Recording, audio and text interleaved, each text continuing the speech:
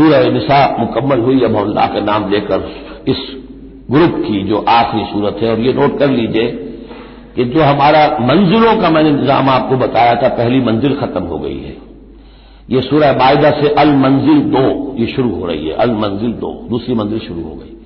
لیکن جو مکی اور مدنی صورتوں کے گروپ ہیں وہ ابھی ختم نہیں ہوا. پہلا وہ تو یہ کہ مکی صورت سورہ فاتحہ، مدنی کا ایک گروپ البقرہ اور آل عمران، دوسرا گروپ النساء اور المائدہ. المائدہ مل کر پھر جا کر جو گروپ ہے مکی مدنی کا وہ ختم ہوگا، جبکہ مائدہ ختم ہوگی. سورہ مائدہ کا بھی تقریباً اسلوب وہی ہے کہ جو سورہ نساء کا ہے، لیکن یہ کہ یہاں زیادہ جو زور ہے وہ اہل کتاب پر ہے. جیسا کہ میں نے آپ کو بتایا تھا کہ یہ جو گروپ ہے پہلا ان صورتوں کا، اس کے دو مضامین ہیں بنیادی. ایک شریعت اسلامی، شریعت اسلامی کا بلو پرنٹ ابتدائی خاکہ جو ہے وہ سورہ بقرہ میں، تکمیلی احکام اب اس میں آئیں گے. دوسرے اہل کتاب پر اتمام حجت اور آخری درجے میں دعوت، آخری فیصلہ کن باتیں جو ہیں وہ آپ کو اب ملیں گی اس سورہ مبارکہ میں. بسم اللہ الرحمن الرحیم. یا ایھا الذین آمنوا اوفوا بالعقود. سورہ نساء شروع ہوئی تھی یا ایھا الناس سے، اے لوگو. یہاں بس فرق یہ ہے کہ یا ایھا الذین آمنوا، اہل ایمان، اپنے عہدوں کو، معاہدوں کو، قول و قرار کو پورا کیا کرو. اب جو سمجھ لیجئے کہ سماجی زندگی جتنی انسان کی ہے وہ معاہدوں پر قائم ہے. Even marriage is a social contract. شادی کیا ہے؟ ایک معاہدہ ہے، ایک مرد ایک عورت کے مابین ساتھ رہنے کا، ساتھ زندگی گزارنے کا. اس کے کچھ حقوق ہیں، کچھ فرائض ہیں. بیوی کے حقوق اور اس کے فرائض اور شوہر کے حقوق اور اس کے فرائض معاہدہ ہے. بڑے بڑے کاروبار جو ہیں وہ معاہدوں کی شکل میں ہوتے ہیں، تو معاہدہ ہے. اور بھی سوشل کانٹریکٹ ہے کہ جو ہمارے ہاں employer employee relationship is a contract. یا جو سیاسی نظام ہے، عہدے ہیں، مناصب ہیں، ان کی ذمہ داریاں ہیں، ان کے پریویلیجز ہیں، یہ آپ کی ذمہ داریاں ہیں، یہ آپ کے اختیارات ہیں. تو ایک ہی شے اگر پوری ہو جائے، اوفوا بالعقود، جو بھی عقد ہو، عقد کہتے ہیں، گرہ کو عقدہ کہتے ہیں، عقدہ گرہ. عقد ہے کوئی چیز بند گئی، بس طے ہو گئی، فیصلہ ہو گیا، وہ عقود ہے. احلت لکم بہیمۃ الانعام الا ما یتلی علیکم، تمہارے لیے تمام جو مویشی کی نوعیت کے حیوانات ہیں وہ حلال کر دیے گئے، ان کا گوشت کھانا، سوائے اس کے جو تمہیں پڑھ کر سنائے جاتے ہیں. یعنی ان میں خنزیر ہے وہ حرام ہے، اور مردار اگر ہے تو حرام ہے، وغیرہ وغیرہ، وہ بعد میں آ جائے گا. لیکن باقی جو مویشی وہ ہوش نہیں، شیر چیتا جو وحشی ہیں یہ نہیں، جو مویشی قسم کے ہیں، ہرن ہے، نیل گائے ہے، اور اس طرح کی چیزیں جو بھی ہیں کہ جو عام طور پر وہ گوشت خور نہیں ہے بلکہ یہ کہ سبزے کے اوپر ان کا گزارا ہوتا ہے، یہ ساری چیزیں جو ہیں یہ تمہارے لیے حلال کی گئی. غیر محل صید وانتم حرم، ایک تم پر پابندی ہے کہ اگر حج کے لیے احرام باندھا ہوا ہو یا عمرے کے لیے تو تم اس میں اس حالت میں شکار نہیں کر سکتے. ان اللہ یحکم ما یرید، یہ اللہ کا اختیار ہے، وہ فیصلہ کرتا ہے، حکم دیتا ہے جو چاہتا ہے. یا ایھا الذین آمنوا لا تحلوا شعائر اللہ ولا الشہر الحرام ولا الہدی ولا القلائد ولا عامین البیت الحرام. اہل ایمان مت بے حرمتی کرو اللہ کے شعائر کی، مت حلال کر لیا کرو، بے حرمتی کر لیا کرو اللہ کے شعائر کی، اور نہ حرمت والے مہینوں کی، اور نہ ہدی کے جانوروں کی، جو جانور لے کے جائے جاتے تھے کعبے کی طرف حج کے لیے یا عمرے کے لیے ساتھ لے کر جاتے تھے. ولا القلائد، اور ان کے گلوں کے اندر پٹے ڈال دیے جاتے تھے علامت کے طور پر کہ اب یہ کعبے کی طرف جا رہے ہیں. ولا عامین البیت الحرام، اور نہ وہ حاجی لوگ کہ جو بیت حرام کی طرف چل رہے ہیں، قصد کر رہے ہیں، جا رہے ہیں. اب وہ بھی ان کی بھی ایک نسبت ہو گئی ہے کہ یہ سفر کر رہے ہیں تو اللہ کے گھر کے مسافر ہیں.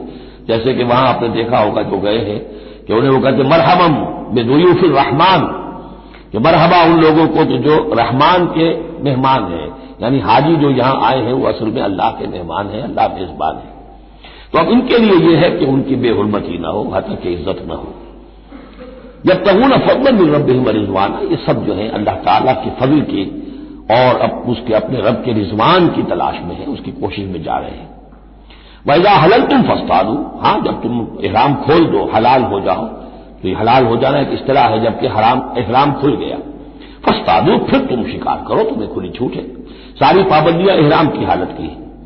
وَلَا يَجْرِمَنَّكُمْ شَنَآنُ قَوْمٍ أَن صَدُّوكُمْ عَنِ الْمَسْجِدِ الْحَرَامِ أَن تَعْتَدُوا، اور دیکھنا تمہیں آمادہ نہ کر دے کسی قوم کی دشمنی کہ انہوں نے تمہیں روکے رکھا تھا مسجد حرام سے کہ تم بھی زیادتی کرو. یعنی انہوں نے تمہیں روکے رکھا 7 برس تک 6 برس تک اور تمہیں یہاں قریب نہیں آنے دیا. اب ایسا نہ ہو کہ اس کے بدلے میں تم کو زیادتی کرو، زیادتی مت کرو. ولا یجرمنکم شنآن قوم، تمہیں آمادہ نہ کر دے کسی قوم کی دشمنی. اور دشمنی کس وجہ سے؟ ان صدوکم عن المسجد الحرام، کہ انہوں نے تمہیں روکے رکھا مسجد حرام سے. ان تعتدوا، کہ تم زیادتی کرنے لگو. وتعاونوا علی البر والتقوی، نیکی کے کاموں پر اور تقوی کے کاموں پر تعاون کیا کرو. ولا تعاونوا علی الاثم والعدوان، اور اسم، گناہ اور عدوان، ظلم اور زیادتی کے کاموں میں تعاون مت کرو. واتقوا اللہ ان اللہ شدید العقاب، اللہ کا تقوی اختیار کرو، یقیناً اللہ تعالیٰ سزا دینے میں بہت سخت ہے. دیکھیے انداز بالکل وہی ہے جو سورہ نساء کا ہے، وہی معاشرتی معاملات، اس کے بارے میں بنیادی اصول. اب یہاں تو پھر وہ آ رہی ہے آخری مرتبہ یہ آیت اور مزید وضاحت کے ساتھ. حرمت علیکم المیتۃ، تم پر حرام کیا گیا مردار، جو خود اپنی موت مر گیا جانور، وہ حرام ہو گیا. والدم، دموں اور خون، ولحم الخنزیر، اور خنزیر کا گوشت، وما اہل لغیر اللہ بہ، اور جس پر پکارا گیا اللہ کے سوا کسی اور کا نام، کسی اور کے نام نامزد ہے، کسی اور کا تقرب حاصل کرنے کے لیے اس کا وہ جو ہے ذبح کیا جا رہا ہے. والمنخنقۃ، اور وہ جانور جو گلا گھٹنے سے مر گیا. کبھی ایسا ہوتا ہے کہ کوئی بکری ہے یا کچھ اور ہے، وہ اپنی زنجیر جس میں بندھی ہوئی ہے اسی کا کوئی پھندا ایسا لگ جاتا ہے، اب وہ جتنی کوشش کرتی ہے اس پھندے سے نکلنے کی وہ گلا گھٹ جاتا ہے، مر جاتی ہے. تو یہ بھی مردار کے حکم میں ہے. والموقوذۃ، یا چوٹ لگنے سے کسی جانور کی موت واقع ہو گئی، وہ بھی مردار کے حکم میں ہوگا. والمتردیۃ، یا اونچی جگہ سے کہیں سے کوئی جانور گرا ہے، گردن ٹوٹ گئی ہے، مر گیا ہے، وہ بھی مردار ہے. والنطیحۃ، کسی اور نے جانور نے سینگ مارا ہے، اس کے صدمے سے وہ ہلاک ہو گیا ہے جانور، تو وہ بھی حرام ہو گیا. یعنی میتہ کی مزید 4 قسمیں. یہی نہیں ہے کہ کسی بیماری سے جانور مرا ہو، لیکن یہ کہ یہ مرنے کی، ذبح ہونے کی نوبت نہیں آئی، اس کے جسم سے خون نکلنے کا امکان نہیں رہا، اس کا خون جو ہے اس کے جسم کے اندر ہی جم گیا ہے، اس کے گوشت کا حصہ بن گیا ہے، لہذا وہ مردار کے حکم میں. وما اکل السبع الا ما ذکیتم، اور جسے کھا لیا ہو درندوں نے مگر یہ کہ جسے تم ذبح کر لو. فرض کیجئے کہ کسی شیر نے یا کسی چیتے نے کسی ہرن کے اوپر حملہ کیا، لیکن اس سے پہلے کہ وہ ہرن مرتا وہ شیر بھاگ گیا، آپ نے کوئی فائر کیا وہ بھاگ گیا، ابھی ہرن میں جان ہے، آپ نے جا کے ذبح کر لیا، تو وہ پھر آپ کے لیے جائز ہے، کیونکہ ابھی اس میں جان تھی، ذبح آپ نے کیا ہے، تو اب یہ کہ اس میں سے وہ خون نکل جائے گا. تو جہاں جہاں شیر کا منہ لگا ہو اس حصے کو کاٹ کر پھینک دیجیے، باقی آپ کھا سکتے ہیں. الا ما ذکیتم، سوائے اس کے جسے تم نے ذبح کر لیا. وما ذبح علی النصب، اور یہ بھی تمہارے لیے حرام کیا گیا کہ تم استھانوں پہ جا کر ذبح کرو. یہ خاص جگہ ہے، یہ خاص جو ہے وہ کسی ولی اللہ کا بازار ہے، وہاں جا کے ذبح کرنا، یا کسی دیوتا یا دیوی کا کوئی استھان ہے، وہ بھی اب حرام ہو گیا. وَأَن تَسْتَقْسِمُوا بِالْأَزْلَامِ، یا جوئے کے تیروں کے ذریعے سے تقسیم کرو. یہ بھی اب جوئے کی شکل ہو جاتی تھی.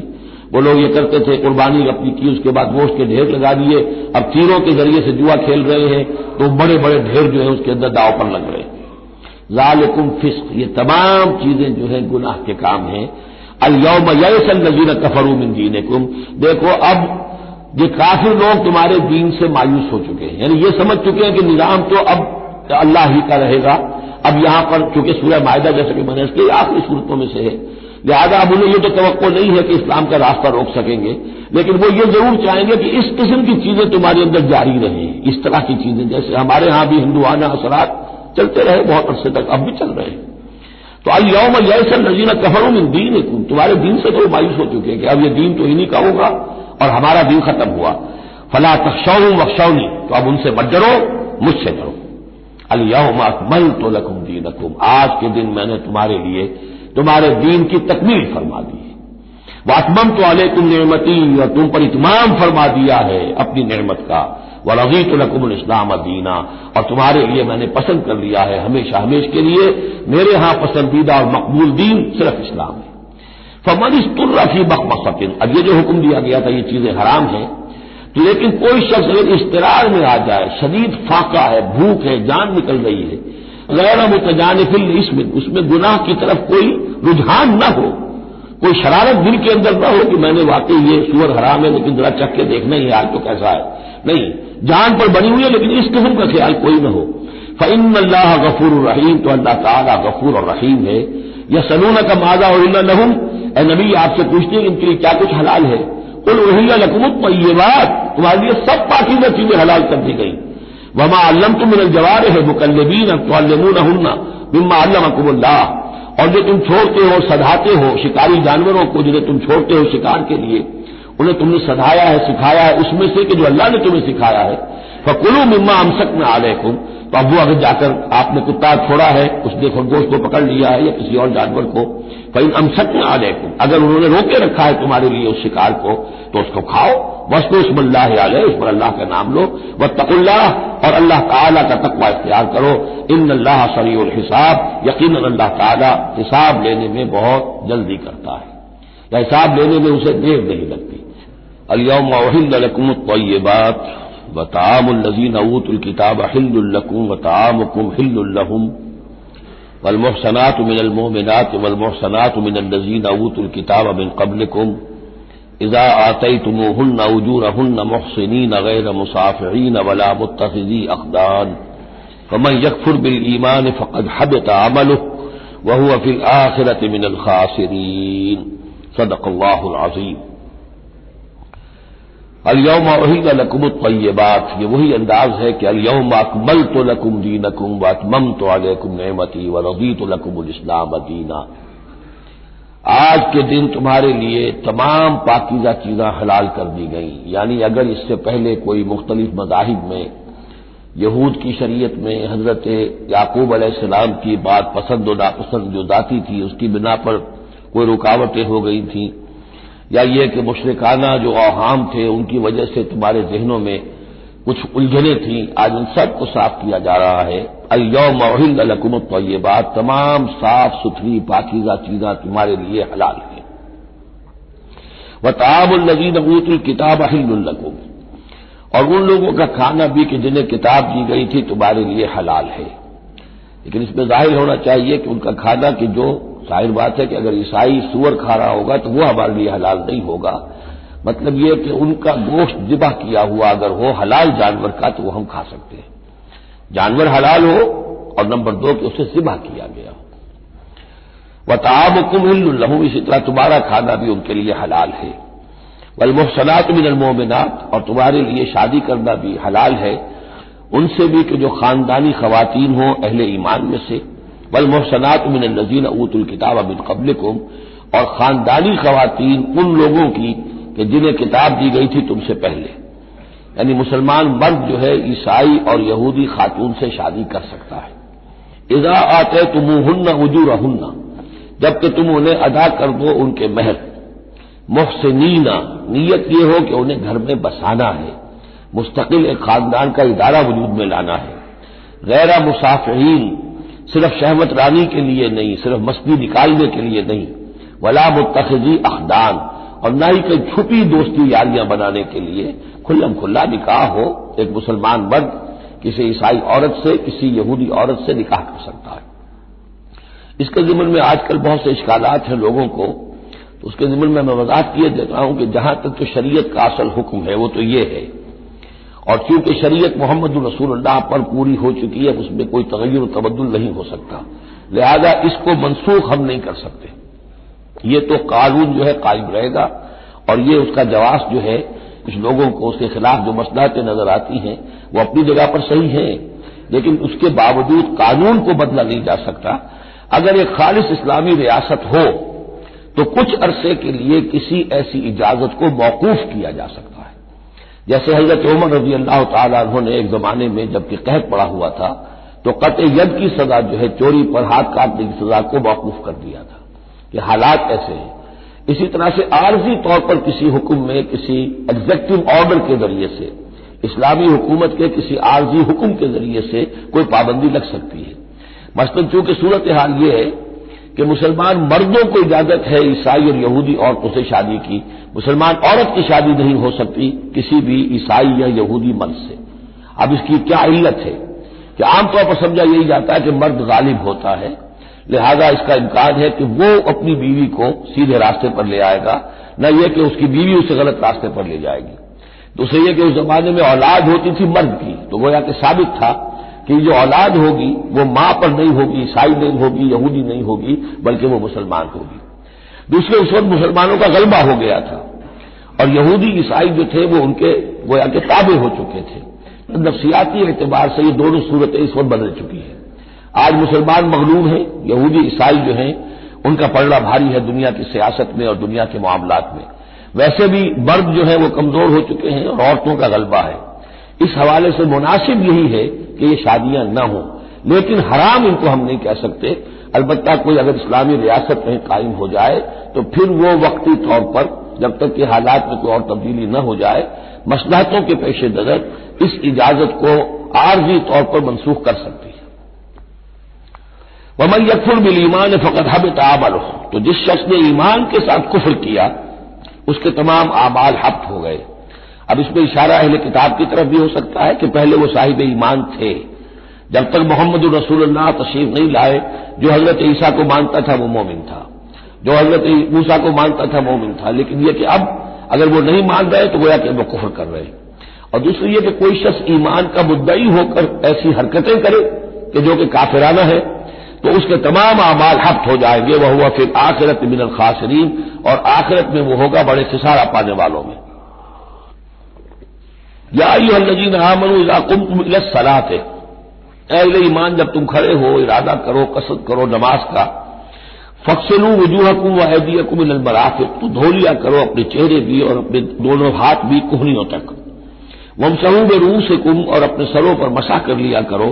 وارجلکم، اور دھو لیا کرو اپنے پاؤں کو بھی الی الکعبین، ٹخنوں تک.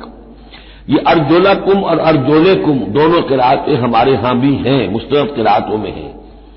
اہل تشیع جو ہے ویسے اس کو مستقل ارجلکم پڑھتے ہیں اور ان کے نزدیک یہ مسح کے ساتھ ہے. وامسحوا برؤوسکم وارجلکم، مسح کر لیا کرو اپنے سروں پر بھی اور پیروں پر بھی. لیکن یہ کہ ہمارے اہل سنت کے نزدیک یہ ارجلکم ہے، اور اس میں چونکہ الی الکعبین کا آ گیا اضافہ، اگر صرف مسح ہوتا تو اس میں کوئی حد بیان کرنے کی ضرورت نہیں تھی. لہذا الی الکعبین کے اضافے سے وہ بالکل اس کے مساوی ہو گیا ہے الی المرافق. جیسے ہاتھوں کو دھونا ہے کوہنیوں تک، ایسے ہی پاؤں کو دھونا ہے ٹخنوں تک. وَإِن كُنتُمْ جُنُبًا فَاطَّهَّرُوا، اور اگر تم حالت جنابت میں ہو تو پھر تم اور زیادہ پاکی حاصل کرو، یعنی غسل کرو، پورے جسم کا غسل کرو. وَإِن كُنتُمْ مَرْضَىٰ أَوْ عَلَىٰ سَفَرٍ، اور اگر تم بیمار ہو یا سفر پر ہو. اور جاء أَحَدٌ مِّنكُم مِّنَ الْغَائِطِ، یا کوئی تم میں سے کسی نشیبی جگہ سے ہو کر آئے. عام طور پر قضاء حاجت کے لیے لوگ نشیبی جگہوں پر جاتے تھے. اور لامستم النساء، یا تم نے عورتوں سے مقاربت کی ہو. فلم تجدوا ماء، اور تم نہ پاؤ پانی. فتیمموا صعیدا طیبا، تو ارادہ کرو پاک مٹی کا.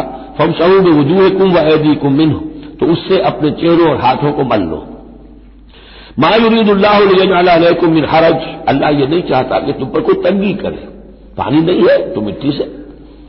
ولکن یرید لیطہرکم، لیکن یہ ضرور چاہتا ہے کہ وہ تمہیں پاک کرے. ولیتم نعمتہ علیکم، اور تم پر اپنی نعمت کا اتمام فرمائے. لعلکم تشکرون، تاکہ تم شکر کا حق ادا کر سکو. واذکروا نعمت اللہ علیکم ومیثاقہ الذی واثقکم بہ. اب دیکھیے ایک میثاق وہ تھا کہ جو بنی اسرائیل سے لیا گیا، اب یہ میثاق اہل ایمان سے ہو رہا ہے. یہ سورت شروع ہوئی ہے یا ایھا الذین آمنوا سے. اور یاد رکھنا اپنے اس میثاق کو، اپنی اس نعمت کو جو تم پر ہوئی ہے اللہ کی طرف سے، اور وہ میثاق جو اس نے تم سے باندھ لیا ہے، جس میں اس نے تمہیں باندھ لیا ہے. واثقکم بہ اذ قلتم سمعنا واطعنا، جب تم نے کہا سمعنا واطعنا. سورہ بقرہ کی آخری آیت کہاں ختم ہوئی تھی؟ سمعنا واطعنا، آخری سے پہلی غفرانک ربنا والیک المصیر. جو مسلمان بھی کہتا ہے سمعنا واطعنا، گویا کہ وہ ایک میثاق میں، ایک بہت گاہے معاہدے کے اندر اللہ کے ساتھ بندھ گیا. اب اسے اللہ کی شریعت کی پابندی کرنی ہے. واذکروا نعمت اللہ علیکم ومیثاقہ الذی واثقکم بہ اذ قلتم سمعنا واطعنا واتقوا اللہ، اللہ کا تقوی اختیار کرو. ان اللہ علیم بذات الصدور، یقیناً اللہ تعالیٰ جو سینوں کے اندر چیزیں پنہاں ہیں ان سے بھی واقف ہے. یا ایھا الذین آمنوا کونوا قوامین للہ شہداء بالقسط. اب وہ آیت نمبر 135 میں نے نوٹ کرائی تھی سورہ نساء کی، اور یہ آیت نمبر 8 ہے سورہ مائدہ کی. یہ ایک ہی مضمون، وہی نسبت زوجیت کو سمجھ لیجئے. صرف یہ کہ عکسی ترتیب ہے. وہاں تھا یا ایھا الذین آمنوا کونوا قوامین بالقسط شہداء للہ، یہاں ہے کونوا قوامین للہ شہداء بالقسط. ایک حقیقت تو میں نے سوچ بیان کر دی تھی کہ گویا کہ معلوم ہوا کہ اللہ اور قسط مترادف ہے. اللہ کے لیے کھڑے ہو جاؤ، قسط کے لیے کھڑے ہو جاؤ، اللہ کے گواہ بن جاؤ، قسط کے گواہ بن جاؤ. تو گویا کہ اللہ اور قسط یہ مترادف ہے. دوسرا مفہوم جو کہ آج سامنے آ رہا ہے اس کو سمجھ لیجئے کہ کسی معاشرے میں عدل قائم کرنا، ایک تو یہ کہ عام انسان کی جو اس کی نفسیات ہے، اس کی فطرت ہے، اس کا تقاضا بھی یہ ہے کہ انسان چاہتا ہے کہ انصاف ہو. آج پوری نوع انسانی انصاف کی تلاش میں گھوم رہی ہے. بادشاہت سے نجات حاصل کی تھی، جمہوریت کی طرف آئے تھے کہ غلامی سے نجات ملے، انصاف ہونا چاہیے، انسان پر حاکم بن کر بیٹھ جائے، یہ تو کوئی حق نہیں ہے کسی کو. لیکن یہ کہ اس کا نتیجہ کیا ہوا کہ کیپٹلزم کی لعنت میں گرفتار ہو گئے. سرمایہ داروں کی جو ہے وہ ایک ڈکٹیٹریٹ اور آمریت قائم ہو گئی. اس سے نجات پانے کے لیے کمیونزم کے پاس گئے، وہ پھر ایک پارٹی ڈکٹیٹرشپ قائم ہو گئی. ایک سے ایک رست از یک بنتا افتاد در بندے دیگر، ایک قید سے نجات نہیں پائی کہ دوسری قید کے اندر پھر پھنس گئے. اب انسان کدھر جائے گا؟ لیکن یہ کہ فطرت کے اندر ہے کہ عدل اور انصاف انسان چاہتا ہے. ایک تو یہ ہے کہ اس فطرت کے تقاضے کو پورا کرتے ہوئے عدل کو قائم کرنے کے لیے انسان کھڑا ہو جائے. اور ایک اس سے اوپر کی منزل ہے کہ اصل العدل اللہ کی ذات ہے، اس کا دیا ہوا نظام جو ہے وہ ہے عادلانہ نظام. ہم اس کے وفادار ہیں، ہمارے ذمے ہے اس کے نظام کو قائم کرنا. تو کھڑے ہو جاؤ اللہ کے لیے. یا ایھا الذین آمنوا کونوا قوامین للہ شہداء بالقسط. یہاں پر یہ اوپر کی منزل ہے جو بیان ہو رہی ہے کہ اصل میں یہ صرف فطرت انسانی کے تقاضے کے طور پر نہیں، تمہاری ابدیت کا تقاضا ہے، تمہارا اللہ کے ساتھ وفاداری کا جو رشتہ ہے اس کا تقاضا ہے کہ پوری قوت کے ساتھ with all the emphasis at your command، جو بھی تمہارے پاس ذرائع ہیں، وسائل ہیں، ان سب کو لے کر جو بھی آپ کے پاس قوت ہے اس سب کو جمع کر کے اور آپ کھڑے ہو جائیں اللہ کے لیے. کھڑے ہو جائیں اللہ کے لیے چمانی دارت، اللہ کے لیے کھڑے ہونا یعنی اس کے دین کے گواہ بن کر کھڑے ہو جانا. اور اس کا دین جو ہے العدل ہے، انصاف ہے، قسط ہے. تو اس انصاف اور قسط کو قائم کرنا. یا ایھا الذین آمنوا کونوا قوامین للہ شہداء بالقسط. اب دیکھیے وہاں کیا تھا، وَلَوْ عَلَىٰ أَنفُسِكُمْ وَبِالْوَالِدَيْنِ وَالْأَقْرَبِينَ. انصاف سے روکنے والی چیز ہوتی ہے کوئی محبت. اب میں اپنے خلاف کیسے فتویٰ دے دوں، اپنے والدین کے خلاف کیسے فیصلہ دے دوں، اپنے رشتہ داروں کے خلاف کیسے فیصلہ دے دوں؟ وہاں فرمایا اس کی کاٹ کر دی، وَلَوْ عَلَىٰ أَنفُسِكُمْ وَبِالْوَالِدَيْنِ وَالْأَقْرَبِينَ. حق بات ہے، انصاف کی بات ہے، خواہ تمہارے خلاف جا رہی ہو، تمہارے والدین کے خلاف جا رہی ہو، تمہارے رشتہ داروں کے خلاف جا رہی ہو، حق کہنا ہے. دوسری چیز کیا ہوتی ہے، کسی کی دشمنی کی وجہ سے آپ حق نہیں کہتے. بات تو حق ہے اسی کی، لیکن یہ تو دشمن ہے، میں اس کے حق میں کیسے فتویٰ دوں؟ اس سے یہاں روک دیا گیا. تو یہ وہ ریسیپروکل نسبتیں ہیں قرآن مجید کی صورتوں کے اندر. ایک ہی مضمون ہے، اس کے اندر عکسی ترتیب اور ریسیپروکل ترتیب. وَلَا يَجْرِمَنَّكُمْ شَنَآنُ قَوْمٍ عَلَىٰ أَلَّا تعْدِلُوا. دیکھو کسی قوم کی دشمنی تمہیں اس بات پر آمادہ نہ کر دے کہ تم عدل سے منحرف ہو جاؤ. اعدلوا، عدل سے کام لو، انصاف کرو. هو اقرب للتقوی، یہی بہتر ہے اور قریب تر ہے تقوی کے. واتقوا اللہ ان اللہ خبیر بما تعملون. اور اللہ کا تقوی اختیار کرو اور جو کچھ تم کر رہے ہو اللہ اس سے باخبر ہے. اب اس میں ظاہر بات ہے بار بار میں نہیں کہہ سکتا یہ جو بار بار آتا اللہ دیکھ رہا ہے، اللہ باخبر ہے، کیا مانی؟ ہر ایک کا حساب تم سے لے گا، ہر ایک کی جواب دہی تمہیں کرنی پڑے گی. تمہارا کوئی عمل، تمہارا کوئی قول اس کے علم سے خارج نہیں ہے، لہذا ہر وقت چوکس رہو، چوکنے رہو. وعد اللہ الذین آمنوا وعملوا الصالحات لهم مغفرۃ واجر عظیم. ہاں اللہ تعالیٰ کا وعدہ ہے ان لوگوں سے جو ایمان لائیں اور نیک عمل کریں کہ ان کے لیے مغفرت بھی ہے، اجر عظیم بھی ہے. والذین کفروا وکذبوا بآیاتنا اولئک اصحاب الجحیم. اور جو لوگ کے انکار کریں اور جھٹلا دیں ہماری آیات کو وہ ہیں جہنم والے، آگ والے. یا ایھا الذین آمنوا اذکروا نعمت اللہ علیکم اذ ہم قوم ان یبسطوا الیکم ایدیہم. اہل ایمان ذرا یاد کرو اس اللہ کے انعام کو جبکہ قوم نے ارادہ کیا تھا کہ تمہارے خلاف اقدام کریں، بڑھائیں اپنے ہاتھ تمہارے خلاف. یہ غزوہ احزاب کے بعد جو ہے وہ ایک جو بھی کوششیں ہوئی، بہت سے لوگ ابھی پیچھے تاب کھا رہے تھے کفار میں سے کیا پھر دوبارہ جائیں، لیکن ایسے حالات اللہ تعالیٰ نے پیدا کر دیے، ان کے دلوں پر ایسا رعب پڑ گیا تھا غزوہ احزاب کے بعد کہ پھر جرأت ہو نہیں سکی. اس کو اللہ تعالیٰ اپنے انعام کی حیثیت سے یہاں اس کا ذکر فرما رہے. اذ ہم قوم ان یبسطوا الیکم ایدیہم، جبکہ ایک قوم نے ارادہ تو کیا تھا کہ وہ اپنے ہاتھ پھیلائیں تمہاری طرف بڑھائیں تمہاری اوپر زیادتی کرنے کے لیے، تم پر فوج کشی کے لیے، فکف ایدیہم عنکم، تو اللہ تعالیٰ نے ان کے ہاتھوں کو روک دیا تم سے۔ اور اس میں خاص اشارہ صلح حدیبیہ کی طرف ہے۔ صلح حدیبیہ کے وقت بھی بہت ہی پیچتاب کھا رہے تھے قریش، اور وہ ہر صورت کے اندر ان کے نوجوان جو تھے ان کا خون کھول رہا تھا، لیکن یہ کہ بالآخر یوں سمجھیے کہ سینٹی پریویلڈ، اور انہیں یہ سمجھ میں آ گیا کہ اس وقت ہم مسلمانوں کا مقابلہ نہیں کر سکیں گے، اور اللہ تعالیٰ نے گویا کہ ان کے ہاتھوں کو روک لیا۔ فکف ایدیہم عنکم وعلی اللہ فلیتوکل المؤمنون، اور اہل ایمان کو تو اللہ ہی پر توکل کرنا چاہیے۔ وَلَقَدْ أَخَذَ اللَّهُ مِيثَاقَ بَنِي إِسْرَائِيلَ، اب یہ بنی اسرائیل کی تاریخ کے کچھ واقعات آ رہے ہیں۔ وَلَقَدْ أَخَذَ اللَّهُ مِيثَاقَ بَنِي إِسْرَائِيلَ، اور جس طرح اے مسلمانوں آج تم سے میثاق لیا گیا ہے اور تمہیں اللہ نے جکڑ لیا ہے، باندھ لیا ہے شریعت کے میثاق میں، اسی طرح اللہ تعالیٰ نے بنی اسرائیل کا میثاق بھی لیا تھا۔ وَبَعَثْنَا مِنْهُمُ 12 نقیبا، اور ان میں ہم نے اٹھا دیے تھے، مقرر کر دیے تھے 12 نقیب، 12 قبیلے تھے، ہر قبیلے میں حضرت موسیٰ علیہ السلام نے ایک نقیب مقرر کیا۔ یہی ہم نے اپنے اسرے کے ناظرین کے لیے نقیب کا لفظ یہیں سے اختیار کیا ہے۔ حضور نے بھی 12 نقیب مقرر کیے تھے انصار میں، 9 جو ہیں خزرج میں سے اور 3 اوس میں سے۔ وقال اللہ انی معکم، اور اللہ نے فرمایا تھا ان سے میں تمہارے ساتھ ہوں، یعنی میری مدد، میری تائید، نصرت تمہارے شامل حال رہے گی۔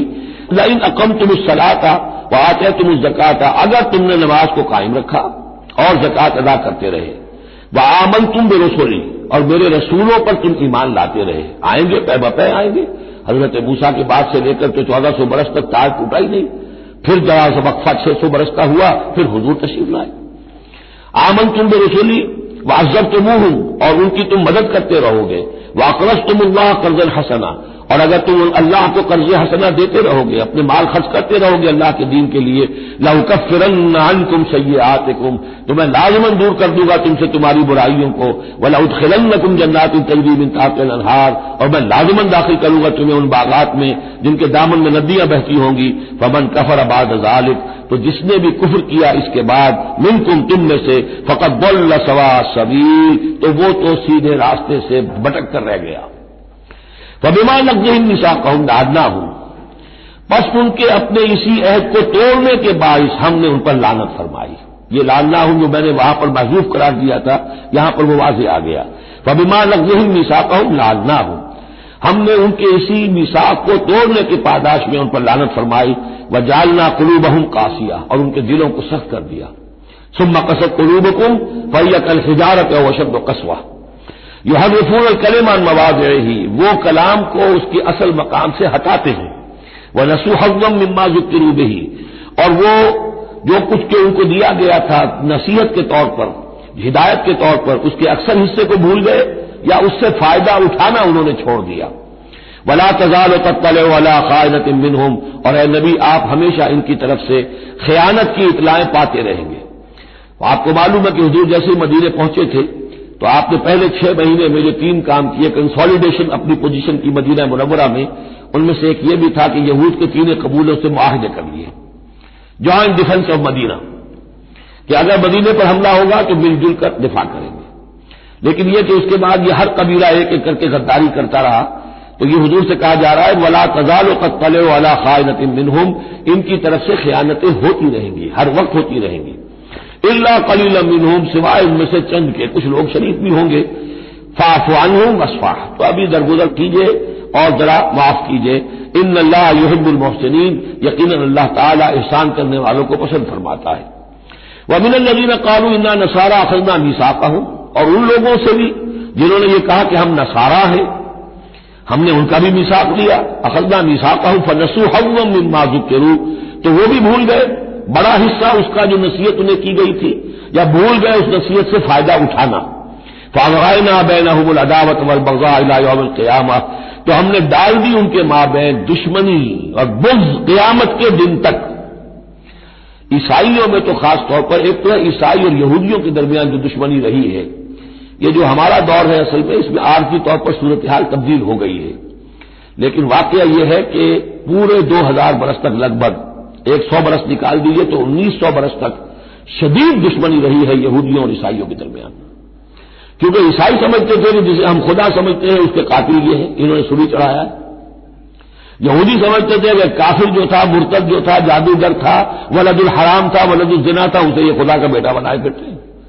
اب یہ اس قدر یعنی کنٹراسٹ ہے اتنی ایک دوسرے کے خلاف کہ ان کے اندر کوئی پوائنٹ آف میٹنگ ہے ہی نہیں، شدید دشمنی رہی۔ اسی طریقے سے عیسائیوں کے اندر پھر جو فرقے بنے ہیں اور ان میں جو خانہ جنگی ہوئی ہے، پوری انسانی تاریخ اس کی مثال پیش کرنے سے قاصر ہے۔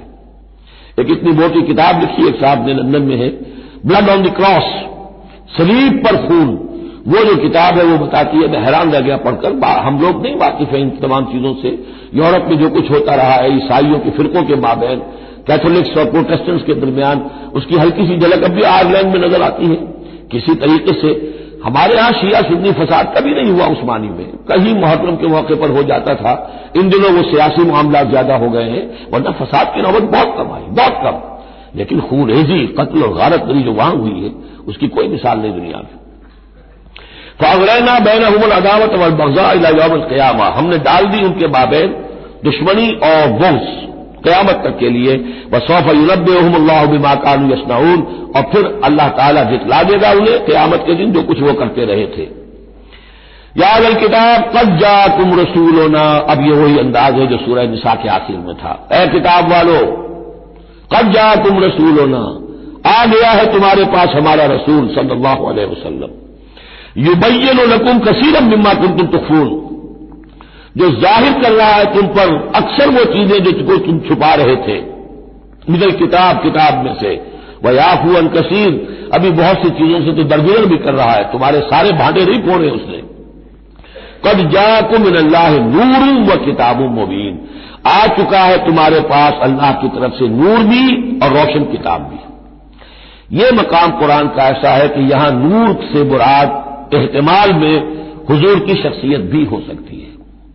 وہاں میں نے کہا تھا انزلنا الیکم نورا مبینا، نازل کر دیا ہے تمہاری طرف ایک روشن نور، وہاں اس سے مراد قرآن بنتا ہے، اس لیے کہ حضور کے لیے لفظ انزلنا یہ صحیح نہیں، اس پر منطبق نہیں ہو سکتا بعثت کے لیے۔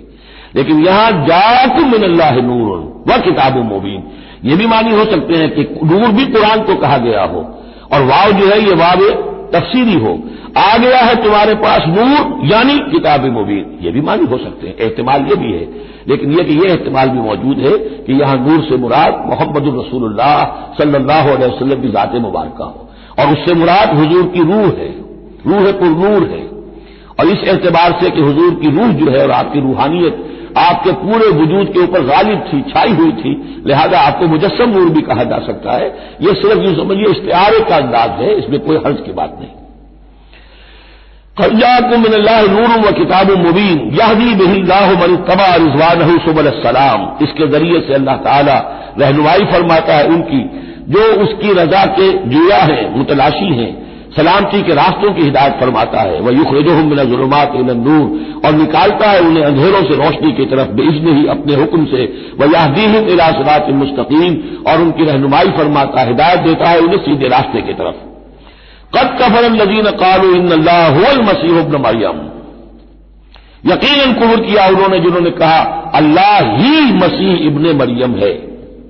دیکھیے حضرت عیسیٰ کے بارے میں یہ دو عقیدے رہے ہیں ان کے ہاں، ایک ہے گاڈ انکارنیٹ، اوتار کا عقیدہ جو ہندوؤں میں بھی ہے، رام چندر جی خدا کے اوتار، کرشن جی مہاراج خدا کے اوتار، یعنی خدا خود ہی انسانی شکل میں ظہور کر لیتا ہے۔ اسی طرح کا گاڈ انکارنیٹ کا کانسیپٹ عیسائیوں میں بھی رہا ہے، اور خاص طور پر جیکوبائٹس جو ان کا فرقہ رہا ہے وہ سختی کے ساتھ اس پر قائل تھا کہ اصل میں اللہ ہی نے حضرت مسیح کی شکل میں دنیا میں ظہور فرمایا ہے۔ جیسے ہمارے یہاں بھی بعض جو ہیں غلو میں آ کر محبت اور عقیدت اور عظمت محمد الرسول اللہ صلی اللہ علیہ وسلم کی اس میں ایک حد سے تجاوز کرتے ہوئے کہہ دیتے ہیں کہ وہی جو مستوی عرش تھا خدا ہو کر اتر پڑا وہ مدینے میں مصطفیٰ ہو کر، یہ گویا کہ وہی اوتار کا عقیدہ ہے جو ہم نے دوسروں سے سیکھ لیا ہے۔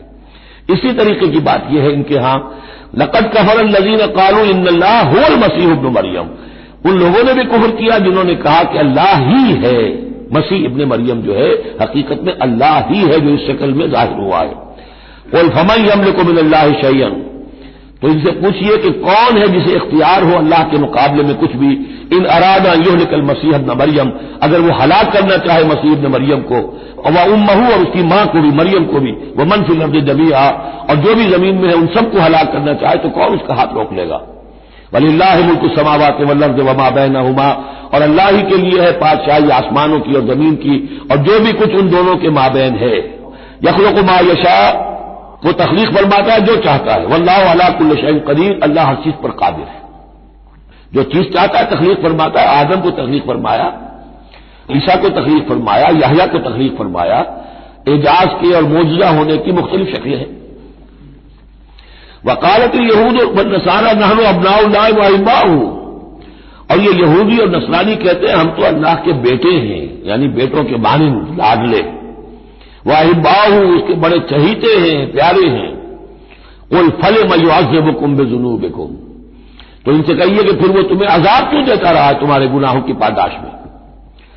اللہ کی اولاد ہو، چہیتے ہو، نبوکدنضر کے ہاتھوں تمہیں پٹوایا، 6 لاکھ تمہارے قتل ہوئے، تمہارا ہیکل اول جو ہے وہ شہید ہوا، ایسیرینز کے ہاتھوں تمہاری سلطنت اسرائیل ختم ہوئی، پھر تمہیں یونانیوں نے رگڑا، پھر تمہیں رومیوں نے کس طریقے سے ایذائیں پہنچائی، اور تمہارا دوسرا جو ہیکل بنایا تھا وہ بھی گرا دیا۔ ایسے ہی لاڈلے ہوتے ہیں اللہ کے؟ یا اللہ اتنا ہی لاچار ہے، بیچارہ ہے، عاجز ہے؟ قل فلم یعذبکم بذنوبکم بل انتم بشر ممن خلق، نہیں، تم بھی انسان ہو جیسے کہ اور انسان اس نے بنائے ہیں۔ یغفر لمن یشاء، وہ جس کو چاہتا ہے بخشش فرماتا ہے، وہ یعذب من یشاء، جس کو چاہتا ہے سزا دیتا ہے۔ وللہ ملک السماوات والارض، اور آسمان اور زمین کی کل بادشاہی اللہ ہی کے لیے ہے، وما بینہما، اور جو کچھ ان دونوں کی مابین ہے ان کی بھی، وإلیہ المصیر، اور اسی کی طرف لوٹ جانا ہے۔ یا اہل الکتاب قد جاءکم رسولنا یبین لکم علی فترۃ من الرسل، پھر وہی بات لیکن یہاں ایک نئے نکتے کے ساتھ آئی ہے۔ اہل کتاب تمہارے پاس آ چکا ہے ہمارا رسول صلی اللہ علیہ وسلم، یبین لکم، جو تمہارے لیے واضح کر رہا ہے، بیان کر رہا ہے، علی فترۃ من الرسل، رسالت کے ایک انقطاع کے بعد۔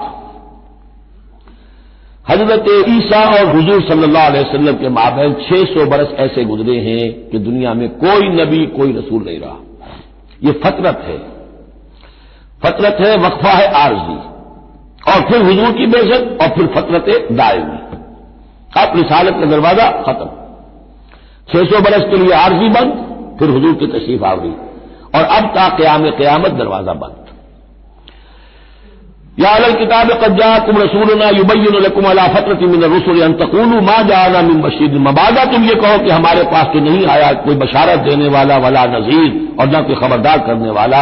فقد جاءکم بشیر ونذیر، تو سن لو آ گیا ہے تمہارے پاس خبردار کرنے والا اور بشارت دینے والا۔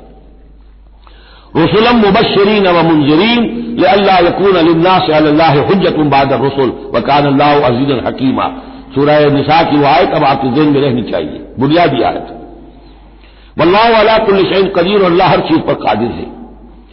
اب حضرت موسیٰ علیہ السلام کا وہ واقعہ آ رہا ہے کہ جب کہ مصر سے اپنی قوم کو لے کر نکلے، صحرائے سینا میں رہے، کوہ طور پر بلائے گئے، تورات دے دی گئی، اب اس کے بعد انہیں حکم ہوا کہ فلسطین میں داخل ہو جاؤ، اور وہاں جو مشرک اور کافر قومیں آباد تھیں، فلسطین کہلاتے تھے، ان کو تم ان کے ساتھ جنگ کرو، انہیں وہاں سے نکالو، اور یہ تمہارے لیے ارض مقدس اللہ کی طرف سے موعود ہے، اس لیے کہ تمہارے ابراہیم، تمہارے جد امجد تھے وہ یہی تھے، یہی حضرت اسحاق تھے، یہیں سے پھر حضرت یعقوب کے زمانے میں حضرت یوسف علیہ السلام جب مصر چلے گئے تھے تو یہاں سے تمہاری منتقلی مصر ہوئی تھی، اب جو اپنا اصل گھر ہے جاؤ اس سے حاصل کرو۔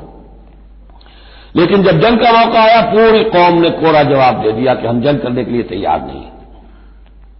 اس پر حضرت موسیٰ علیہ السلام کے مزاج میں جو تلخی پیدا ہوئی اور طبیعت کے اندر یوں سمجھیے بیزاری کی شدت پیدا ہوئی، وہ آپ دیکھیے گا کہ ہم یہ سمجھتے ہیں کہ رسول جو ہے وہ اپنی امت کے حق میں شفقت ہی شفقت ہوتا ہے، شفقت بھی ہے، جیسے اللہ کا معاملہ رؤوف بھی ہے، ودود بھی ہے، لیکن عزیز انتقام بھی ہے، انتقام لینے والا بھی ہے، یہ دونوں شانیں ہیں۔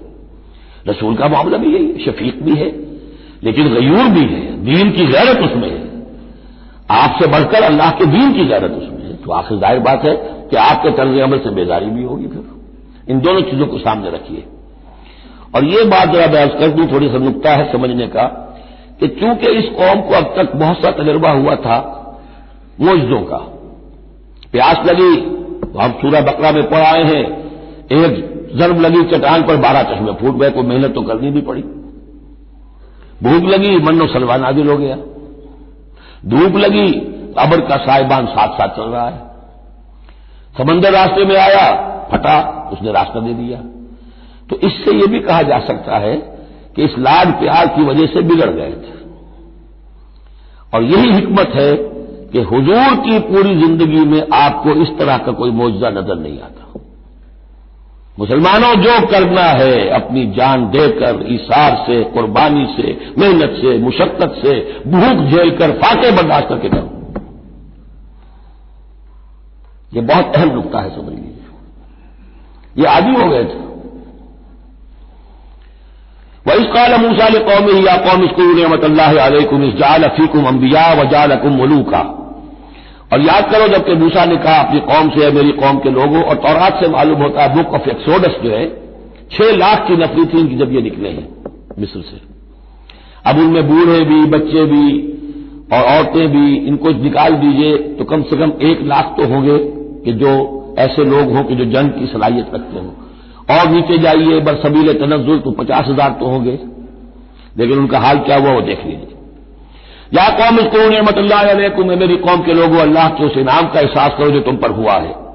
اذ جعل فیکم انبیاء، جبکہ تمہارے اندر اس نے نبی اٹھائے، یعنی خود میں نبی ہوں، میرے بھائی ہارون نبی ہیں، حضرت یوسف نبی تھے جو آئے تھے۔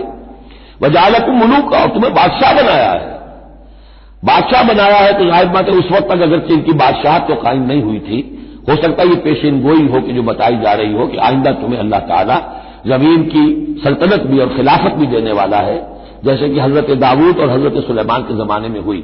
ایک رائے یہ بھی ہے کہ چونکہ حضرت یوسف کے زمانے میں انہیں بڑا اقتدار حاصل ہو گیا تھا، بادشاہ تو نہیں تھے، لیکن یہ کہ واقعتاً بادشاہوں کے بھی، جن کو کہتے ہیں کہ پیرزادے ہونے کے اعتبار سے بادشاہوں کے بھی مخدوم تھے اور ممدوح تھے، تو شاید اس کی طرف اشارہ ہو۔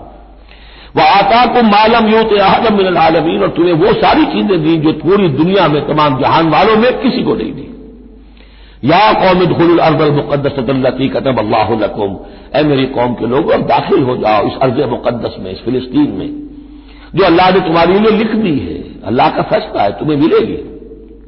ولا ترتدوا على ادباركم، اور اب اپنی پیٹھوں کے بل واپس نہ پھرنا، فتنقلبوا خاسرین، اگر ایسا کرو گے تو خسارے میں رہو گے۔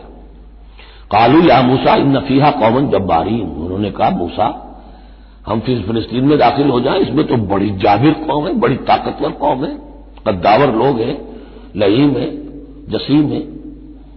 ان فیہا قوما جبارین وانا لن ندخلها حتى يخرجوا منها، ہم اس زمین میں داخل نہیں ہوں گے، اپنے قدم نہیں بڑھائیں گے جب تک کہ وہ وہاں سے نکل نہ جائے۔ وَإِن يَخْرُجُوا مِنْهَا فَإِنَّا دَاخِلُونَ، وہ نکل جائیں پھر ہم داخل ہو جائیں گے۔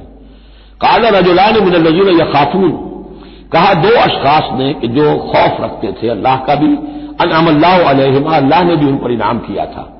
یہ 2 شاگرد تھے جو قریبی صحابی یا حواری تھے حضرت موسیٰ کے۔ یوشع ابن نون تو وہ ہے کہ جو پھر ان کے بعد جانشین بھی ہوئے، اور گمان غالب یہی ہے کہ وہ نبی بھی تھے، اور دوسرے تھے کالب بن یفنہ۔ تو ان دونوں نے اپنے قوم کے لوگوں کو سمجھانا چاہا۔ قال رجلان من الذين يخافون انعم الله عليهما ادخلوا عليهم الباب، ہمت کرو دروازے میں ایک دفعہ گھسو تو صحیح۔ فَإِذَا دَخَلْتُمُوهُ فَإِنَّكُمْ غَالِبُونَ، جب تم داخل ہو جاؤ گے تو غلبہ تمہیں مل جائے گا۔ وَعَلَى اللَّهِ فَتَوَكَّلُوا، اللہ پر توکل کرو، ان کنتم مؤمنین، اگر تم مومن ہو۔ قالوا یا موسیٰ انا لن ندخلها ابدا، انہوں نے کہا موسیٰ ہم تو کبھی بھی، یہ ترجمہ کبھی بھی اصل میں کیا گیا ہے اس مصحف میں بھی، لیکن یہ گرامر کے اندر عربی محاورے میں ابدا، ہرگز ہرگز، ہم ہرگز ہرگز داخل نہیں ہوں گے۔ یا موسیٰ لن ندخلها ابدا، ہم ہرگز داخل نہیں ہوں گے، ما داموا فیہا، جب تک کہ وہ اس میں موجود ہے۔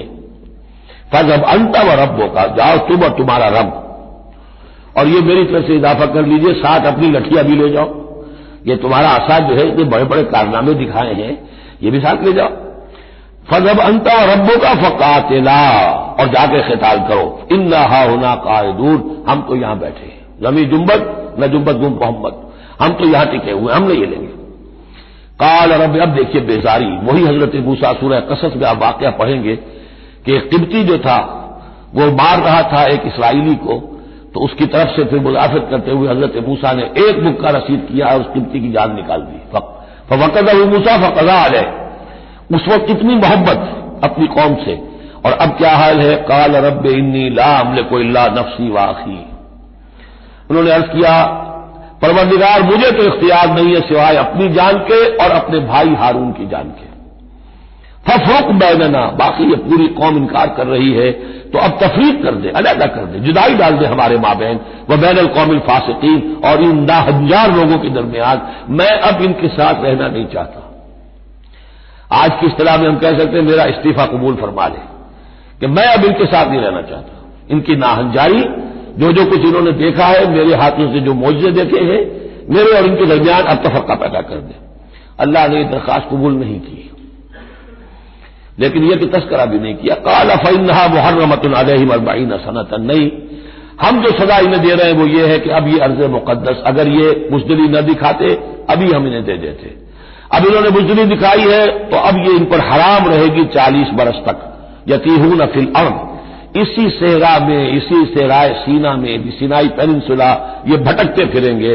فلا تأس علی القوم الفاسقین، تو اب آپ اس فاسق لوگوں کے بارے میں اب آپ افسوس نہ کریں، اپنے دل کے اندر رنج نہ لیں، اب جو کچھ ان پر بیتے گی، لیکن بہرحال آپ ان کی طرف رسول بنا کر بھیجے گئے ہیں، جب تک زندگی ہے آپ کو ان کے ساتھ رہنا ہے۔ یاد کر لیجئے کہ جو حضرت موسیٰ نے کہا انی لا املک الا نفسی واخی، حضور سے کیا کہا گیا تھا سورہ نساء میں؟ فقاتل فی سبیل اللہ لا تکلف الا نفسک وحرض المؤمنین، اے نبی آپ اللہ کی راہ میں قتال کیجئے، آپ پر ذمہ داری نہیں ہے سوائے اس کے کہ آپ کی اپنی جان ہے، اور آپ اہل ایمان کی جتنی تحریض، ترغیب، تشویق، جتنے ان کے ایمان کے جذبات کی اپیل کرنا ممکن ہے کیجیے بس۔ وَاتْلُ عَلَيْهِمْ نَبَأَ ابْنَيْ آدَمَ بِالْحَقِّ، اب یہ معاملہ ہو رہا ہے قتل ناحق کے سلسلے میں، ملک میں فساد مچانے کے سلسلے میں، چوری ڈاکے کے سلسلے میں، کیا ان کی اہمیت ہے، کیا اس کے پھر سزائیں ہیں۔ وَاتْلُ عَلَيْهِمْ نَبَأَ ابْنَيْ آدَمَ بِالْحَقِّ، اور اے نبی ان کو پڑھ کر سنائیے آدم کے 2 بیٹوں کی کہانی یا قصہ حق کے ساتھ، اسْتَرَّبَا قُرْبَانًا، جبکہ ان دونوں نے قربانی پیش کی، ایک حابیل قابیل، اور ایک ان میں سے گنریے کا کام کرتے تھے، بھیڑیں بکریاں چراتے تھے، ایک کاشتکار تھے، تو دونوں نے کچھ اپنی جنس لے کر آئے اور دوسرے جو ہے وہ کچھ اپنے کوئی جانور لے کر آئے، اللہ کے لیے نذر کے طور پر پیش کیا۔ فَتُقُبِّلَ مِنْ أَحَدِهِمَا وَلَمْ يُتَقَبَّلْ مِنَ الْآخَرِ، تو ان میں سے ایک کی بھی جو قربانی تھی قبول کر لی گئی ہے، دوسری کی قبول نہیں کی گئی۔ یہ کیسے معلوم ہوا؟ یہ میں بتا چکا ہوں آپ کو کہ اس وقت کا معاملہ یہ تھا کہ قربانی کی قبولیت کی علامت یہ ہوتی تھی کہ آسمان سے ایک شعلہ سا نیچے اترتا تھا اور وہ اس کو بھسم کر دیتا تھا، گویا کہ اللہ نے قبول فرما لی۔ قال لأقتلنک، اب جس کی یہ قبول نہیں ہوئی تھی اس نے کہا اپنے بھائی سے جس کی قبول ہو گئی تھی، حسد کی آگ میں جل کر میں تمہیں قتل کر دوں گا۔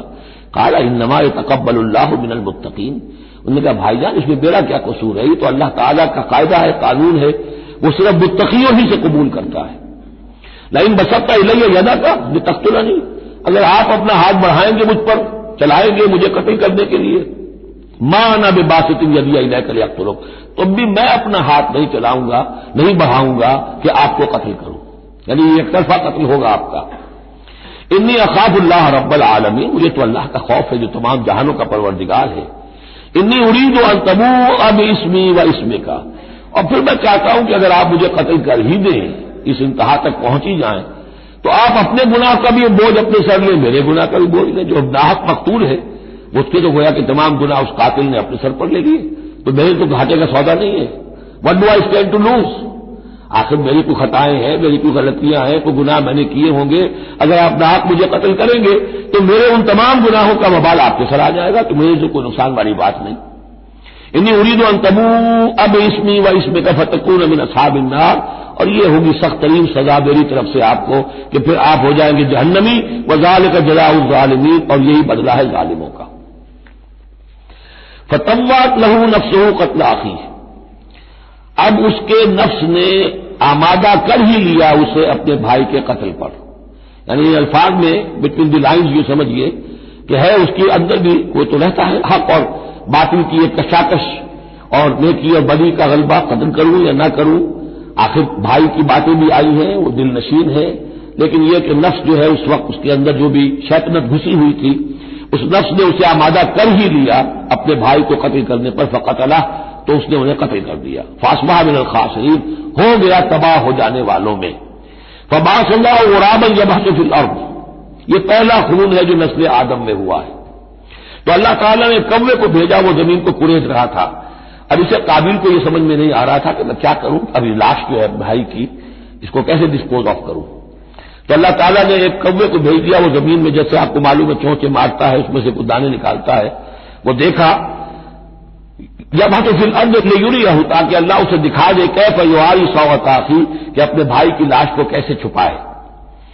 قال یا ویلتى عجزت ان اكون مثل هذا الغراب، اس نے کہا ہائے میری شامت، میرے اندر اس کوے جیسی بھی عقل نہ تھی، نہ ہوا میں اس کوے جیسا بھی کہ مجھے یہ بات خود سوچ جاتی. فواری سوءۃ اخی، اور میں اپنے بھائی کی لاش کو چھپا دیتا. فاصبح من النادمین من اجل ذلك، اس چیز پر اس کے اندر بڑی شدید ندامت پیدا ہو گئی. كتبنا علی بنی اسرائیل، اجل ذلك دونوں طرف لگتا ہے. من اجل ذلك كتبنا علی بنی اسرائیل، اور ہم نے اسی وجہ پر بنی اسرائیل پر یہ بات لکھ دی تھی. قتل ناحق ہم نے تورات میں لکھ دیا تھا کہ یہ اتنی بری شے ہے کسی ایک انسان کا قتل کرنا بھی.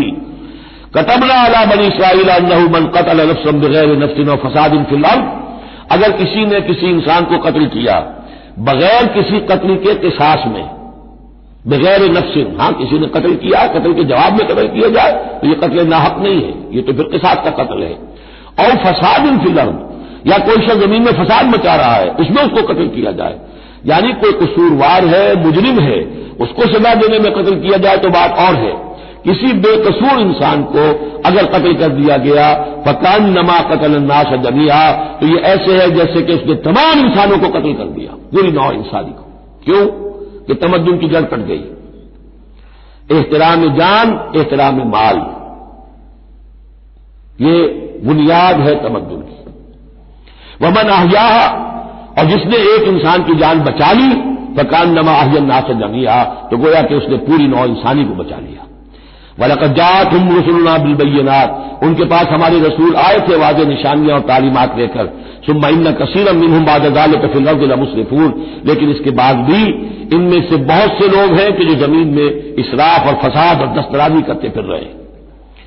انما جزاء الذین یحاربون اللہ ورسولہ، اب یہ وہ آ رہی ہے محاربے کی آیت ہے. اگر اسلامی ریاست ہے اور اس میں کوئی گروہ ہے جو فتنہ و فساد مچا رہا ہے، کوئی دہشت گردی کر رہا ہے، خون ریزی کر رہا ہے، قتل و غارت کر رہا ہے، راہزنی کر رہا ہے، ڈاکے ڈال رہا ہے، گینگ ریپ ہو رہے ہیں، تو ان کی سزا کیا ہے؟ انما جزاء الذین یحاربون اللہ ورسولہ، لیکن یہ اسلامی ریاست کی ہے جس میں اسلامی قانون نافذ ہو. اصل میں سزائیں بھی جو ہے وہ اسی معاشرے میں جس میں کہ باقی سارا اسلام کا نظام بھی قائم ہو.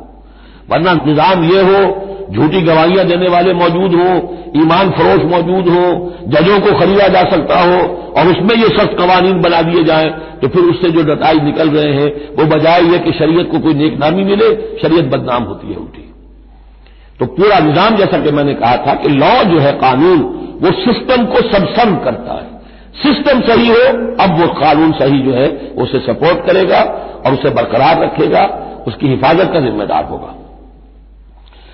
انما جزاء الذین یحاربون اللہ ورسولہ، یقیناً بدلہ ان لوگوں کا کہ جو محاربہ کرتے ہیں، چیلنج کرتے ہیں اللہ کو اور اس کے رسول کو، یعنی اسلامی ریاست کو. ویسعون فی الارض فسادا، اور زمین میں وہ فساد مچاتے پھرتے ہیں. ان یقتلوا، کہ انہیں قتل کیا جائے، بلکہ یقتلوا نہیں یقتلوا، ان کے ٹکڑے کیے جائیں، تقتیل، یقتلوا تقتیلا. اور یسلبوا، یا انہیں سولی چاہا جائے. اور تقطع ایدیہم وارجلہم من خلاف، یا ان کے ہاتھ اور پاؤں مخالف سمتوں سے کاٹا جائے، ایک ہاتھ کاٹ دیا جائے، ایک پاؤں کاٹ دیا جائے. اور ینفوا من الارض، یا انہیں ملک بدر کر دیا جائے. ذالک لہم خزی فی الدنیا، یہ تو ہے ان کے لیے دنیا کی زندگی میں رسوائی. وَلَهُمْ فِي الْآخِرَةِ عَذَابٌ عَظِيمٌ، اور آخرت میں ان کے لیے مزید بہت بڑا عذاب ہے. الا الذین تابوا من قبل ان تقدروا علیہم، سوائے اس کے تو جو لوگ توبہ کر لیں اس سے پہلے کہ تم ان پر قابو پاؤ۔ ایک تو یہ ہے کہ توبہ کر لی ہے، ابھی وہ ڈاکو پکڑے نہیں گئے، پکڑے جانے سے پہلے توبہ کر رہے ہیں، اس میں رعایت کی گنجائش ہے، لیکن جب پکڑے گئے اب توبہ کا دروازہ بند ہو گیا۔ الا الذین تابوا من قبل ان تقدروا علیہم، سوائے ان کے جو توبہ کر لیں اس سے پہلے کہ تم ان کے اوپر قابو پاؤ، فاعلموا ان اللہ غفور رحیم، تو ان کے ساتھ نرمی کی جا سکتی ہے، تو جان لو کہ اللہ تعالیٰ غفور اور رحیم ہے۔ یہی معاملہ کیا تھا حضرت علی رضی اللہ تعالیٰ عنہ نے خوارج کے ساتھ کہ اگر تم اپنے غلط عقیدے پر قائم رہو میں تمہیں کچھ نہیں کہوں گا، لیکن تم اگر خون ریزی کرو گے، قتل و غارت کرو گے، تو پھر ظاہر بات ہے کہ میں تمہارے ساتھ رعایت نہیں کر سکتا، محض عقیدے کی حد تک میں تمہیں کچھ نہیں کہوں گا۔ یا ایھا الذین آمنوا اتقوا اللہ وابتغوا الیہ الوسیلۃ وجاہدوا فی سبیل اللہ لعلکم تفلحون، اہل ایمان اللہ کا تقوی اختیار کرو اور اس کی جناب میں اس کا قرب تلاش کرو۔ اس لفظ نے بھی کافی لوگوں کو پریشان کیا ہے۔ وسیلے کا لفظ اردو میں آتا ہے تو ذریعے کے معنی میں آتا ہے، وسیلہ ذریعہ، کسی تک پہنچنے کا ذریعہ، سفارش کے لیے کسی کو وسیلہ بنا لیا، کسی کو ذریعہ بنا لیا۔ عربی میں وسیلہ کے یہ معنی نہیں ہے، عربی میں وسیلے کے معنی قرب ہے صرف۔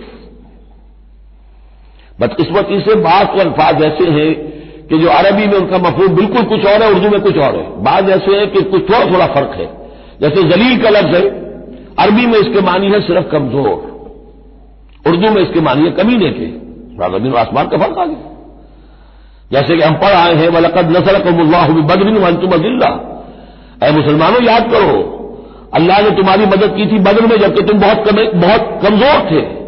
اب اگر وہاں ذلیل کا ترجمہ اردو والا کر دیا جائے تو پھر ہمارے ایمان کے لالے پڑ جائیں گے۔ اسی طریقے سے عربی میں جہل کے معنی جو ہے وہ جذباتی ہونا ہے، ان پڑھ ہونا نہیں، پڑھے لکھے جاہل ہو سکتے ہیں، جذباتی ہیں، اکھڑ مزاج کے لوگ ہیں، وہ غیر عالم کو جاہل نہیں کہتے، لیکن اردو میں جاہل کہتے ہیں جو ان پڑھ ہو۔ اسی طریقے سے یہ لفظ وسیلہ ہے، اس کا جو اصل مفہوم ہے قرب۔ اہل ایمان اللہ کا تقوی اختیار کرو نمبر 1، لیکن تقوی جو ہے وہ ذرا ایک نیگیٹو بات ہے، بچنا اللہ سے، اللہ کے غضب سے، اللہ کی ناراضگی سے، برائی سے بچنا، گناہ سے بچنا، نافرمانی سے بچنا، اللہ کے احکام کو توڑنے سے بچنا، یہ ایک منفی کانسیپٹ ہے۔ وابتغوا الیہ الوسیلہ، نہیں، آگے بڑھو، اس کا قرب تلاش کرو، تقرب، اس سے نزدیک ہو جاؤ، قریب سے قریب ہو جاؤ، لیکن اس تقرب کا ذریعہ کیا ہوگا؟ وجاہدوا فی سبیلہ لعلکم تفلحون، اس کی راہ میں جہاد کرو تاکہ تم فلاح پاؤ۔ اس سے بات بالکل کھل گئی، تقوی اور تقرب اللہ کے لیے جہاد۔ تقوی شرط لازم ہے، پہلے تو یہ کہ جو حرام چیزیں ان سے آپ بچیں، جن چیزوں سے روک دیا گیا ہے ان سے رک جائیں، اور اللہ کی نافرمانی جو ہے اس سے باز آ جائے۔ اب اس کے بعد اس کی طرف آگے بڑھنا چاہتے ہیں، تقرب حاصل کرنا چاہتے ہیں، اس کی راہ میں جہاد کیجیے۔ ان الذین کفروا لو ان لهم ما فی الارض جميعا ومثله معه، وہ لوگ جنہوں نے کفر کیا اگر ان کے پاس ہوتی وہ ساری دولت کی جو زمین میں ہے کل کی کل اور اتنی ہی اور بھی ہوتی، لیفتدوا به من عذاب یوم القیامہ، کہ وہ اس کے ذریعے سے فدیہ دے کر چھوٹ سکے قیامت کے دن کے عذاب سے، ما تقبل منہم، تو ان سے ہرگز قبول نہیں کی جائے گی۔ یہ بھی تعلیق بالمحال ہے، نہ ایسا ہوگا نہ ممکن ہے، لیکن یہ کہ آخری درجے میں اس کو بیان کر دینا کہ اگر اتنی دولت بھی ہو تب بھی اللہ کے یہاں وہ فدیہ جو ہے قبول نہیں ہوگا۔ وَلَهُمْ عَذَابٌ أَلِيمٌ، اور ان کے لیے تو دردناک عذاب ہے۔ يُرِيدُونَ أَن يَخْرُجُوا مِنَ النَّارِ وَمَا هُمْ بِخَارِجِينَ مِنْهَا، وہ چاہیں گے کہ آگ سے کس طرح نکلے لیکن نکل نہیں پائیں گے۔ وَلَهُمْ عَذَابٌ مُقِيمٌ، اور ان کے لیے ہوگا قائم رہنے والا عذاب، مسلسل دائم اور قائم۔ وَالسَّارِقُ وَالسَّارِقَةُ فَاقْطَعُوا أَيْدِيَهُمَا، اور چوری خواہ مرد کرے خواہ چوری کرنے والی عورت ہو، ان دونوں کا ہاتھ کاٹ دو، ایک ایک ہاتھ، ایدیہما، ان کے ایک ایک ہاتھ کاٹ دو۔ جزاء بما کسبا، یہ بدلہ ہے ان کے کرتوت کا، نکالا من اللہ، اور یہ عبرتناک سزا ہے اللہ کی طرف سے۔ اب دیکھیے یہاں میں مثال دیتا ہوں آپ کو اہل قرآن کی حکمت اور ان کی سمجھداری کی۔ غلام احمد پرویز صاحب کہتے ہیں کہ یہ جو ہے کہ ہاتھ کاٹ دو چور کا، اس کا مطلب ہے ایسا نظام بنا دو کہ چوری کی ضرورت ہی نہ پڑے۔ اچھا یہ تو ہم بھی چاہتے ہیں کہ نظام ایسا ہو، کفالت عامہ ہو، کوئی شخص مجبوراً چوری نہ کرے، اس لیے کہ اس کی کفالت کے لیے اگر موجود ہے، وہ ریاست جو ہے اس کی تمام بنیادی ضروریات کی وہ انڈر رائٹ کر رہی ہے، تو اسے چوری کی ضرورت نہیں ہے۔ ہم بھی چاہیں گے کہ یہ بات ٹھیک ہے، لیکن یہ کہ اس کا مطلب یہ ہے، یہ غلط ہے۔ لیکن قرآن کس طرح اپنی حفاظت کرتا ہے؟ ایسے نظام کا قائم کرنا عبرت ہوگی، ایسا نظام کا قائم کرنا ان کے کرتوتوں کی سزا ہوگی۔ قرآن مجید پر اس قسم کا باطل جو ہے حملہ آور نہیں ہو سکتا۔ دو الفاظ، فَقْطَعُوا أَيْدِيَهُمَا، ان کے ہاتھ کاٹ دو، جزاء بما کسبا، جو کمائی انہوں نے کی ہے اس کا بدلہ۔ اچھا، جو کمائی انہوں نے کی اس کا بدلہ یہ ہے کہ اچھا نظام قائم کرو۔ نکالن، نکال کہتے ہیں کہ عبرتناک سزا، نکالن من اللہ، اللہ کی طرف سے عبرت کے لیے۔ اور یہ اسلام کے اندر جو تعزیرات ہیں، حدود ہیں اور سزائیں ہیں، ان کے لیے لفظ نکال بہت اہم ہے۔ عبرتناک سزا، اگرچہ شہادت کا قانون بڑا سخت رکھا ہے، شبہ ہو تو ملزم کو چھوڑنے کی ہدایت ہے۔ جو آج بھی دنیا کے اندر جو اصول ہے کہ جو بھی ڈاؤٹ ہے اس کا فائدہ جو ہے، شک کا فائدہ وہ ملزم یا ملزم کو جائے گا، لیکن یہ ساری کے باوجود اگر ثابت ہو گیا ہے، اب سزا وہ دو کہ ایک کو سزا ملے اور لاکھوں کی آنکھیں کھل جائیں، تاکہ آئندہ سے پھر یہ جرم کرنے کی ہمت کسی میں نہ ہو۔ یہ جو ڈیٹرنس ہے، اس طرح کی سزائیں کہ جن سے برائی جو ہے اس کو استحصال معاشرے سے کیا جا سکے، یہی واحد ذریعہ ہے، ورنہ دنیا میں امریکہ جیسی کلچر سوسائٹی کے اندر بھی بہت ہینس کرائم موجود ہے، بڑا ہی گھناؤنا جرم موجود ہے، اس لیے کہ اس قسم کی سزائیں ہیں ہی نہیں۔ لوگ جرم کرتے ہیں، جیل میں رہے، عیش کیا، کچھ دیر کے بعد پھر آئے، پھر جرم کیا، پھر چلے گئے، باہر جا کے کیا کریں گے، وہاں تو سرکاری مہمان ہے۔ تو یہ سارا فلسفہ جو ہے جرم جو ہے ان کا وہ بڑھتا چلا جا رہا ہے۔ وَالسَّارِقُ وَالسَّارِقَةُ فَاقْطَعُوا أَيْدِيَهُمَا جَزَاءً بِمَا كَسَبَا نَكَالًا مِّنَ اللَّهِ وَاللَّهُ عَزِيزٌ حَكِيمٌ، اللہ زبردست ہے، حکمت والا۔ فَمَن تَابَ مِن بَعْدِ ظُلْمِهِ وَأَصْلَحَ فَإِنَّ اللَّهَ يَتُوبُ عَلَيْهِ، تو جس نے بھی توبہ کر لی اس کے بعد اپنے ظلم اور اپنے جرم کے پیچھے واصلہ اور اصلاح کر لی تو اللہ قبول کرتا ہے اس کی توبہ کو۔ ان اللہ غفور الرحیم، یقیناً اللہ غفور الرحیم ہے۔ لیکن جرم کی سزا دنیا میں ختم نہیں ہوگی۔ ایک جرم جو کیا ہے وہ جرم ہے دنیا کا، گناہ ہے اللہ کا۔ جرم کی سزا دنیا میں ملے گی، گناہ کی سزا اللہ نے دینی ہے، اس کو اللہ معاف فرما دے گا اگر توبہ کی ہے۔ اگر توبہ نہیں کی ہے تو پھر یہ کہ اس کی سزا بھی ملے گی۔ الم تعلم ان اللہ لہ ملک السماوات والارض، کیا تم جانتے نہیں کہ اللہ ہی کے لیے ہے آسمانوں اور زمین کی بادشاہی۔ یعذب من یشاء ویغفر لمن یشاء، وہ سزا دے گا جس کو چاہے گا اور بخش دے گا جسے چاہے گا۔ واللہ علی کل شیء قدیر، اللہ ہر چیز پر قادر ہے۔ یا ایھا الرسول لا یحزنک الذین یسارعون فی الکفر من الذین قالوا آمنا بافواہہم ولم تؤمن قلوبہم، یہ پھر ذکر آ رہا ہے، لیکن یہاں بھی گڑبڑ ہے معاملہ سورہ بقرہ کی طرح۔ منافقین پر بھی انطباق ہوگا اس کا، اور اہل کتاب کے بھی وہ لوگ جو ان کے طرف کے منافق تھے، جن کا اعلان اسلام کی طرف بھی تھا، چاہتے بھی تھے کہ مسلمانوں میں شامل رہے، لیکن وہ اپنے ساتھیوں کو بھی چھوڑنے کو تیار نہیں تھے۔ تو یہ جو بیچ بیچ میں مذبذبین بین ذالک تھے، یہ دونوں طرف کے لوگ تھے۔ یا ایھا الرسول لا یحزنک الذین یسارعون فی الکفر، اے رسول صلی اللہ علیہ وسلم نہ غمگین ہو آپ ان لوگوں کی سرگرمیوں سے، بھاگ دوڑ سے کہ جو کفر کے ضمن میں بڑی سرگرمی دکھا رہے ہیں۔ من الذین قالوا آمنا بافواہہم، ان لوگوں میں سے جو اپنے منہ سے تو کہتے ہیں کہ ہم ایمان رکھتے ہیں، ولم تؤمن قلوبہم، اور ان کے دل ایمان نہیں لائے ہیں۔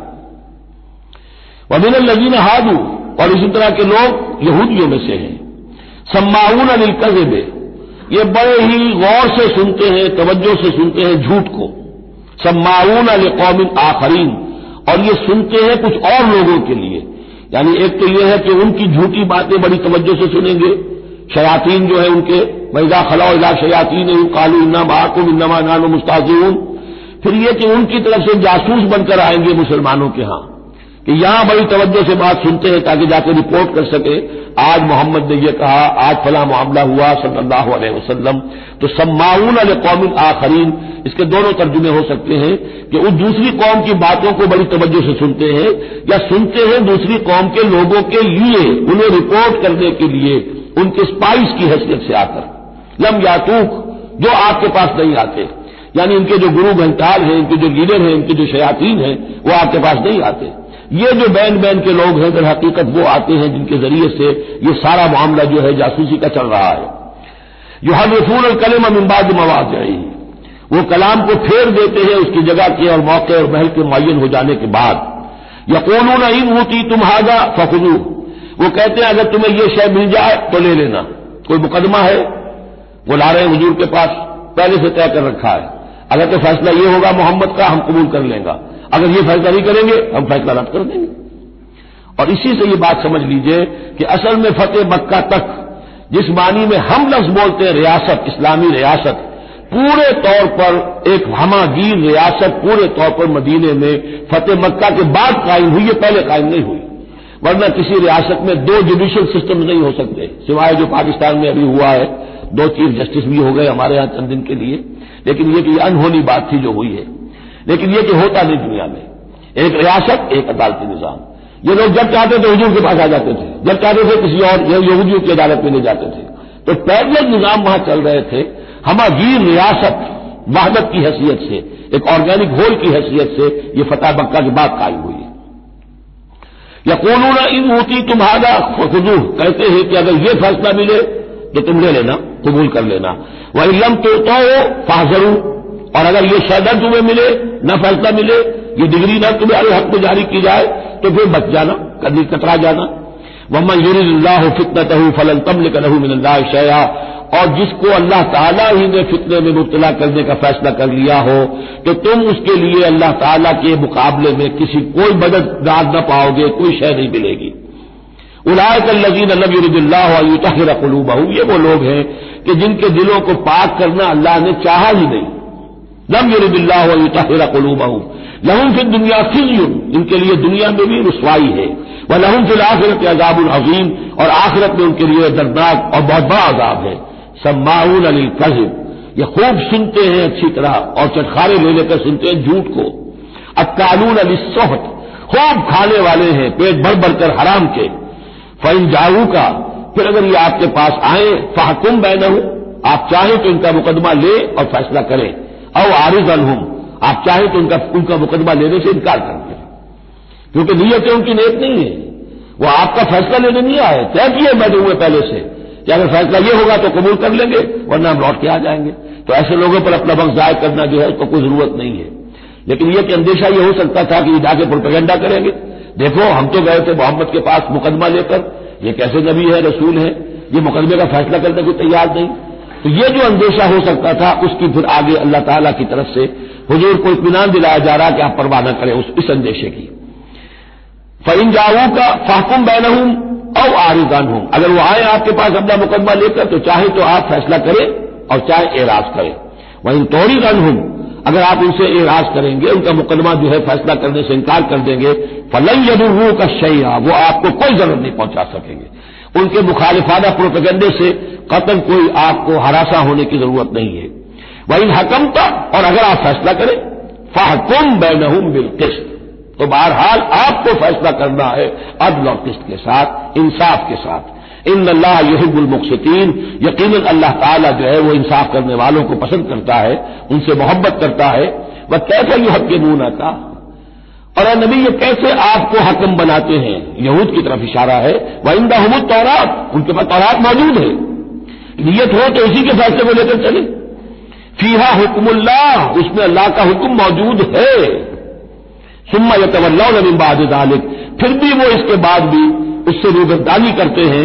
وما اولئک بالمؤمنین، اور حقیقت میں یہ لوگ مومن نہیں ہے، ایمان سے خالی ہیں، ایمان سے تہی دست ہیں، ان کا اصل روگ یہ ہے. بارک اللہ لی ولکم فی القرآن العظیم ونفعنی وإیاکم بالآیات والذکر الحکیم.